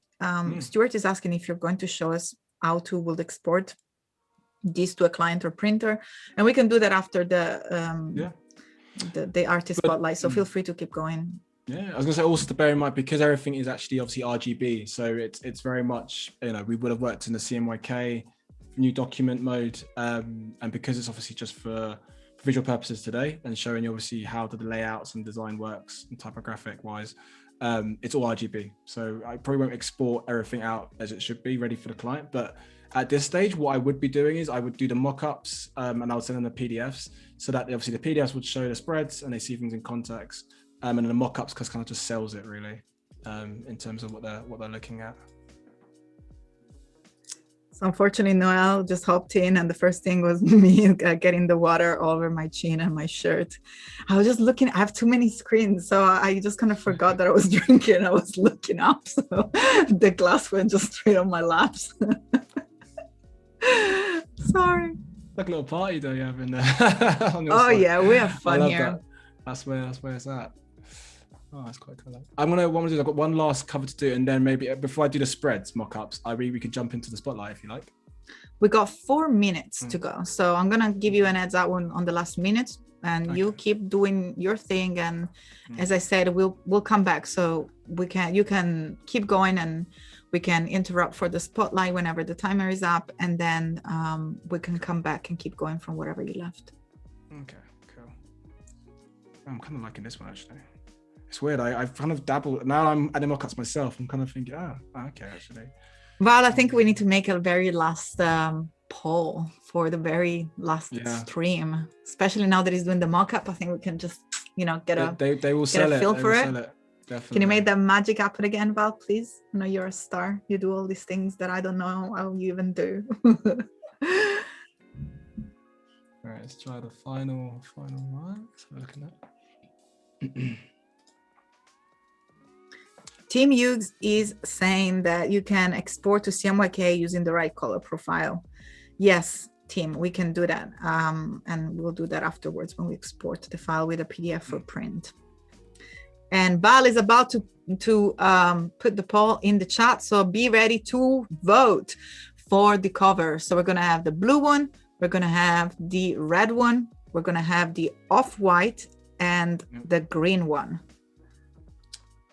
Definitely, yeah. Actually, now I'm going to say this, I can have them as like a grid, so I can quickly show you them in context. Fantastic. Actually, I mean, with mock-ups, there's so many websites. I use a site called Graphic Burger, which is probably famous, but there's loads, Pixel Surplus, and it just allows you to kind of like add your designs to actual bit of context to what the client can see. And maybe you can put that in a Behance profile as well. Yeah. This project at the end. Yeah, definitely. People would love to see. Yeah, see what's happened. So there we go. You can see them. So we got the green one, which is the one with the photography one. Then we have the blue background. Then we have the orange, and then the one with the orange background is actually the off-white one. So just to be super clear. Shows you a bit more. So we got green, off-white, blue, and orange. Yeah. Should we take a start on the spreads, or should we? We have 2 minutes, so feel free to start. That's super cool. Yeah. And then In the meantime, we got the poll running. So Val is actually located the link in the chat. If you're watching from YouTube, make sure to jump on behance.net/Adobe Live, and you'll be able to just to click on the amazing link that Val has created for us in order to vote for your favorite cover. Super cool. I'm gonna vote as well. Kieron, do you want me to vote for you as well? I mean, go for it. You know, it's what my favorite is, right? I mean, oh, you haven't changed your mind? I thought you were leaning towards the. The thing is, I'm obviously I've designed this myself, so I'm always biased. Right? I've got a love for each one of them. It's hard to like. Okay. So I know which one I'm gonna go. I'm gonna vote for you, and I'm gonna vote for me. Oh, I used the wrong side. Oh, that's awkward. It should be on the other side. That happens all the time, doesn't it? Classic. Yeah. Ooh, now that you didn't mention your favorite, which I will say, let's keep it like that for now. We have a slight change of votes. I think that your insight yesterday was, and I even voted, so I voted for you. Yeah. So your vote is in, but still is, Val, you're just amazing. The poll is such a spot on idea. Thank you so much for making that happen. I'm really curious now what the poll's saying. Just gonna give a little bit more time. We got let me see.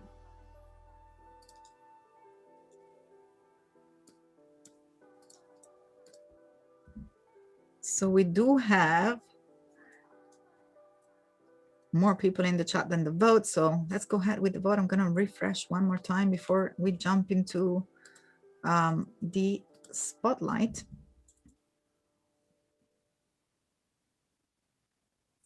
Oh, and the countdown is at time for the artist spotlight. And by the way, while I pull out the link for the artist spotlight to showcase the work, if you head over the chat, you have an artist spotlight link with a form available for you in order to access and to fill in order to be featured during the segment. So just 1 second, I'll be able to pull out the form. I was here chilling and I was too excited with the I was too excited with the poem, but I'm pretty much ready here. So we have at the moment, let me just refresh one more time the results. Oh, so the green cover was winning big time. Well, now we have the blue cover that is at the moment we have blue cover followed by off-white followed by green, and the red is the one just 4%. But we can keep it running. We'll check at the end of the stream as well. But for now, it's time to give a big shout out to Tola Ojualope. I'm so sorry if I butchered your name. That's usually what I do. I make up word and I pronounce name wrong. So if you don't know me, that's a specialty of mine. But thank you so much for submitting your profile. And we are here just to give you a big shout out because your work is outstanding. So if you haven't already, go ahead and have a look at Tola profile. Her Behance is behance.net/Tola, Ojuolape. So at least I can spell it if I can pronounce it. I'm sure that Vuruval is going to place that in the chat for you to have a look. She's a multidisciplinary designer.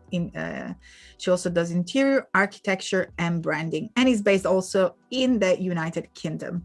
So make sure to go ahead and have a look. The portfolio is gorgeous, vibrant colors. That's, you know, look at this blue. That's so amazing. So nice. So powerful, just so gorgeous. I'm just gonna give her a thumbs up. And by the way, I talk about follower. I'm gonna follow her right away. So that's Tola and I, we actually worked together at TEDx. So that's why that's quite a nice little influence there, because she's her eye for color and shape is incredible. So like, yeah. And materials. Look at this photo. That's the beauty, you know, that's the beauty of Behance. You have so much variety. It's not just about the logo, which is totally fine if you just do a mock-up or a photography of the product, but that's the beauty of seeing what everyone else is doing. We clearly got a collection of materials, textiles and metals and fabrics, and the elements of nature we tied up with the colors. Just fantastic. Beautiful, beautiful work. And we also got some logo design, some branding for some wine, I believe. Yeah, which is looking super cool. So do you have any a backstory that maybe you want to share with your experience with Tola, since you've worked with her? Yeah, sure. No, I mean, her work is just incredible. So, I mean, Tola and I we were two designers throughout the whole of, TEDx Houston. And yeah, working was incredible. Her eye for just, how things operate and materials as well, and fabrics, which is obviously coming through the picture you're seeing now. It's spot on, and the contrast of color. It's incredible. I love this campaign, or a project I should say she's worked on. So yeah. I would say the keyword that comes to mind here is like vibrancy, vibrant. Like our imagery is so, our visuals are so vibrant, or so vital, or so alive. All photos. I mean, these blues that she's using are mind blowing. Totally a color to sample. We got some traditional outfits as well. And even a contrast, you can see like she did a lot of that with the TEDx as well. Like it was just the contrast of color, the patterns on the fabrics as well. It was incredible. Like the work that the ideas that she would bring to the team as well. So like definitely worth checking Tola out with her projects. And look at the way also in which she displayed the work, because that's something that people usually ask about when they create their work for Behance, just how to display the work. It would have been nice and simple just to put a photo there, but she went an extra mile to create a composition that could have been the fabric of the desk, or it just could be some painting that she's done with the same colors, or a mixture of those things, and she just kind of layered her up and follows all. You can see her eye for interiors, because then we got this photo here of the interior with the repetition of this vertical rectangular shape. And you got also the same repetition going here. So mind blowing. Just giving a thumbs up there. Totally showing a story, like a narrative, right? Even in that image before, like so many layers, right? I'm gonna go back into it because I think it's definitely it's a story. No, I think you said it very, very right. It's just wonderful because you got the repetition. What is it called? Like a meta. So a lot of narrative, one inside the other. So we got the photo and then this vertical structure repeating inside, outside, alongside. It's gorgeous. And now that there's so many different blues, but it works beautifully together. A nice collage. So gorgeous. I love to give shout out to. Oh, and that's the project. So that's your TEDx Houston. I recognize that logo. TEDx Houston, salon. So we would do sort of, we had our big projects at the end, events, but we would do these sort of salons, which is a bit more intimate with some of our guests and audience. And it was just, it was really beautiful. The themes. Oh, I was hoping to see your photo there. I was like, let me go find. No. You'll find it, I'm sure, somewhere on behalf of TEDx Houston. But yeah, it was amazing. It was a privilege working with her because it was, like I said, it was just we bounce ideas and very different designers, but good. It's fun. I'm sure she's available for freelance. You never know. You can collaborate with her if you totally. And I followed her. I love this style, and we have also these the art fair installation, which is beautiful, and even the photo there. Like we got the flowers, which recall the image, that the installation and the background as well of the location. Go and share some love for Tola. I'm gonna refresh, and I want to see more followers coming up. Go and give her a follow. We are here to showcase everybody work, and I was gonna say everybody love, and give love to everybody's work here and their hard work that they display on Behance. So that's a way of getting discovered as well for your job. Many of you ask how to get started and how to interact and how to find clients, where Behance is a fantastic place to get hired also, because as you can see, there is this little icon here which says save as a candidate. So you really want to put your work on Behance. Tola, fantastic. Thank you so much for putting your portfolio forward. It's very inspirational. This image, that's going to become part of my mood boards. There are more. Look at that. I was so drawn from the from the first one that I didn't even scroll because it was so rich already. So we got tiles. Really nice. Beautiful. That's my favorite, actually. I love that one. Definitely going to give a thumbs up. Make sure to go ahead and follow Tola Ojulape Works, which is mind-blowing and outstanding. And I think we got about 20 minutes left. unless you want to share any other story or add. Yeah, I mean, I think going back on the art direction one, actually, the again with the stock, because I guess that's one thing to mention. Even when we did the TEDx Houston magazine, you know, the print stock that we worked with, Tola's very good at, you know, knowing, you know, stock. So I can even see it just from the designs that she's created. Sorry, if you go back to the previous one with the yeah. So like, you know, the stock and the fabric she's worked with, it's you know, it's really, really nice, the compositions and the contrast. So, and that came through a lot of the work we did. I was saying with TEDx Houston, where you've got that contrast of color with the imagery we had in the magazine. So yeah, I definitely picked her brains a lot when it came to, like, you know, materials or what to work with, for sure. Be very interesting to see her approach, because, you know, being a branding designer and interior designer and architecture, there's so many aspects, there's so many, I mean, you can definitely see in her portfolio so many facets into the design. But it would be nice to hear from her as well. And we can see that she used Photoshop and InDesign to create those pieces. So be very, very interesting to, I'll connect with her. Super. See, we got discovered new people. That's the beauty of Adobe Live, the beauty of Behance. But we can jump back now into your design. I think we were doing the spreads. Yeah, let's do it. Yeah, so let's I will. And and in the meantime, I'm reviewing the results. So we have awesome. Blue cover winning. Okay, let's get back into where we're at. Yeah. So currently now spreads, what have we got that we've actually worked with? So we've got one spread here. What I'm going to do is I'm going to get them all up once they're designed as well, so we can see them all in context, different variations. I'm just picking out sort of my favorite spreads, and then we can hopefully have a little vote on that one. Totally. So the blue cover looks like it won at the moment. We are like nearly 50%, 43% looking like. And if I have to, it's interesting like how they've, like, over a period of time, it's just like evolved or like changed based on I don't know if it's like the conversation we've had, Kladi, or it's like influenced people into voting a particular one, but it's quite cool to see like people's, you know, preferences. The off-white is picking up, and now that we'll see what happens now that we say that was Kieron's favorite. So the off-white was Kieron's vote.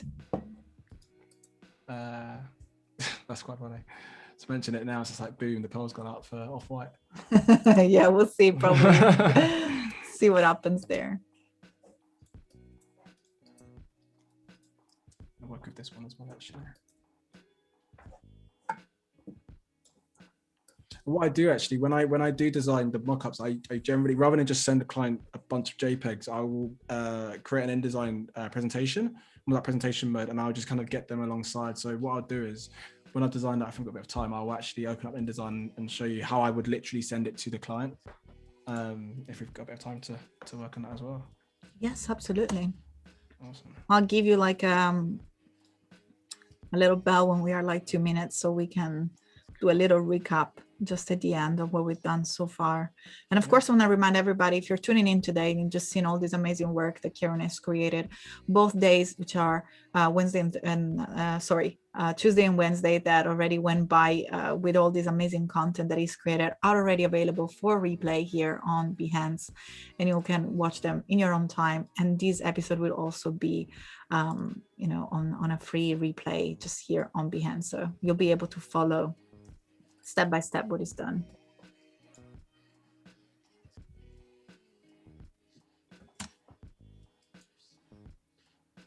Blue cover and off-white are fighting right now. Amazing.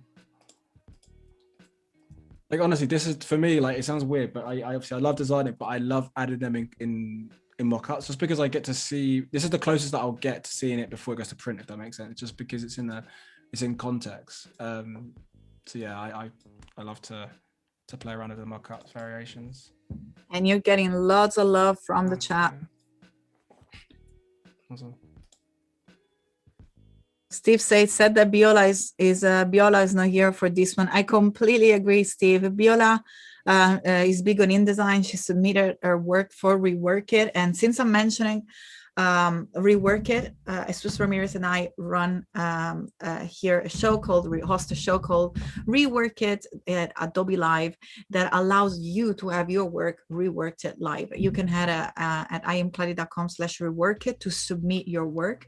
And me and Jesus try to, cover as much as possible in terms of InDesign and Photoshop and Illustrator. We have a lot of Photoshop files. So if you're here and if you got love for InDesign, please go ahead and submit your InDesign files, because I would love to cover more InDesign there doing Rework It.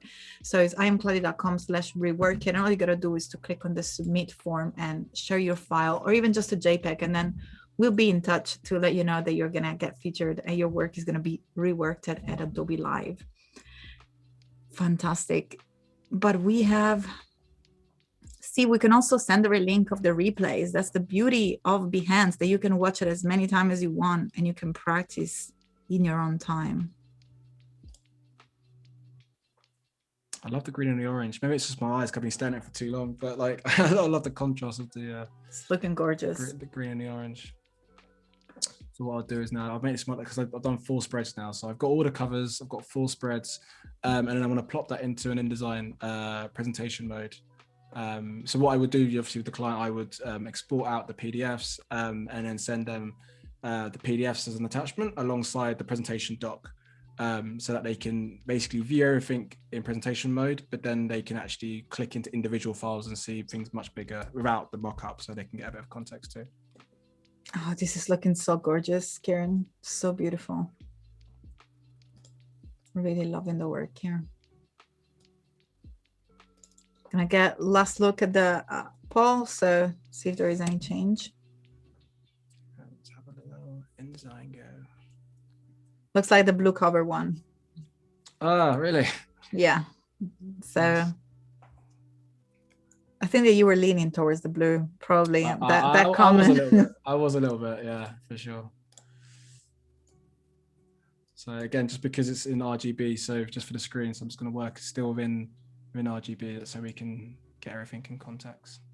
It should be landscape. And Merv is here. I remember the lovely messages from the past days. Nice to see you.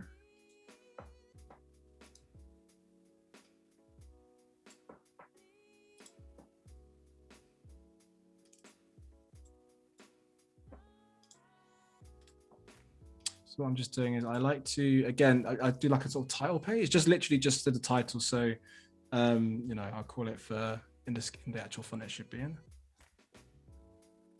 And the bold. Oh.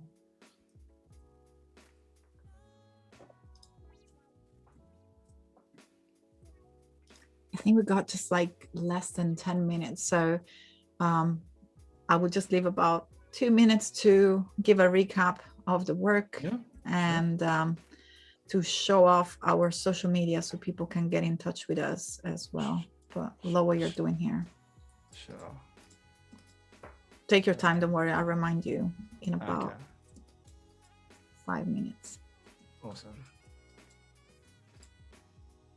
So let's get the images in. Yeah, and by the way, if you have any last question to ask, we are like aligned minds. Those are the last 10 minutes together with myself, with Kieron and myself. So if you do have any questions to pass along to Kieron, I'll be more than happy to read them in chat. Make sure to ask your questions or just say hi before we go.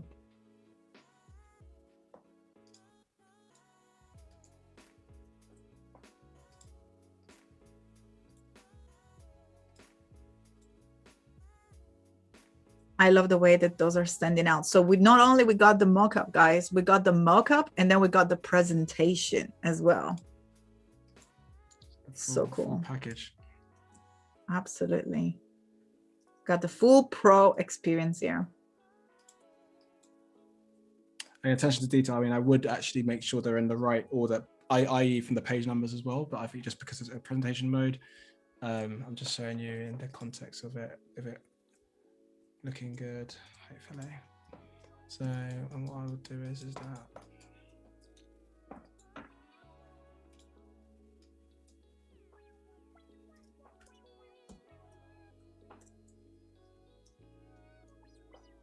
We're all here, like, I'm just here, like, looking at, oh, let's see what happens. Let's see what the final is gonna look like. It's super exciting.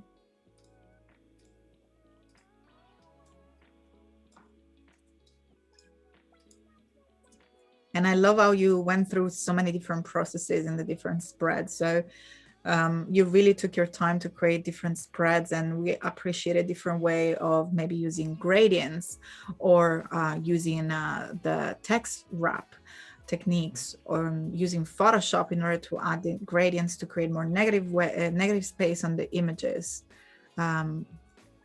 You showed us so many different techniques and processes here. I feel like I learned as well a lot through even you know, with the you know, bringing in Adobe Stock via hair and the different clipping masks. It's for me, it's been a learning curve as well. It's been cool. That's the magic of Adobe Live. Never stop learning. And as I say, probably a bazillion million, and I'll never stop saying it. It's a safe space. It's a safe space for everybody to learn. There is no harm in trying. There is a live, that's real live workflow. There, as much as we can prep, things can go wrong, but that's the reality of it. That's the beauty of it. And that what makes, you know, honest, transparent, good work come through. It started messy, started we didn't know where we were going, and now we are admiring the final pieces here. Yeah, so I've got my, again, this is how I would do it with the client. Got spreads, and then I want to do just make sure to get the covers in as well. I'll fit them in here. Merv saying, I saw the broadcast by chance today and participated in the last minutes. We'll watch it again. Totally, Merv. It's definitely worth it. We created the last spreads. There is a lot of insight from Kieron giving us ideas, and that's, you know, it's not only about the technique and the apps, it's also the thought process. So I really admired your thought process in selecting the images, the reason why you chose the image with the hands and the bat when he was talking about the path. So the integration about the little bats with the super cute image, but also the human interaction with it. Catherine is asking, one font is using again. So this font is called Scandia, and Val has placed a link for it as well, because it's available on fonts.adobe.com. Yeah, it's actually one of it's a nice font to actually work with. For sure.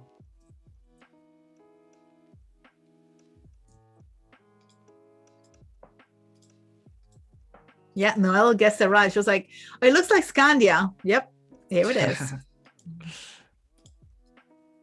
You know, you've made it a designer when you just see font and you just know the type, you just know the name, you know. Yep. That's it. Your priorities are. You graduated from Design Academy. Yes. It's just like, yeah, it's all good. So Kieron, we just got about, you know, a few minutes going on. So I love what you're doing, but also if you want to just walk us through a full recap, Sure. I think we're getting the full experience here from the very basic of the design to representation. So Sure, I'm just going to let you give us a walkthrough from day one. Let me export this one out, and we can do that. I'll put that in here.